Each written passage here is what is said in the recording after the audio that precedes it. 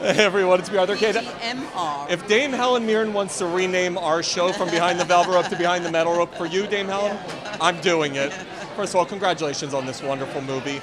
Talk to me about bringing Hedda to life. She's a pretty larger-than-life character. She is, and she was, luckily, in real life. It's always great when you play a real-life character that has real presence. I found that with Maria Altman in Woman in Gold, discovering her personality. She was a fierce and fearsome personality, and likewise Hedda, obviously in a completely different way, but she was a woman of, Hedda in particular, was a woman of extremes, She was unafraid of being fearful.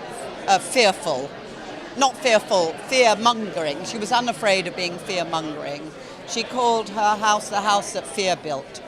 So she was quite ruthless. And very often, if journalists are prepared to be utterly ruthless and without conscience, unfortunately, they do rather well. When you look at this topic, what blows me away is we aren't that far removed as a society from what was happening back then to what's happening now. What do you think the lessons that need to be learned for today's society from what happened with Dalton Trumbo's story?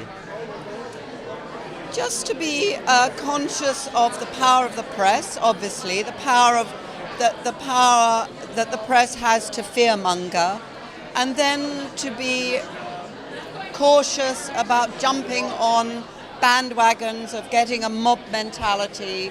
I always get very uncomfortable when I feel a mob mentality is growing up in the public, hatred against a particular person, a particular group of people, a particular religion. It can be, multifaceted, this sort of mob mentality. And that's the most dangerous of all. And in a way, that's what people like Edward J. Hoover and Hedda Hopper were really cultivating, fear and a mob mentality.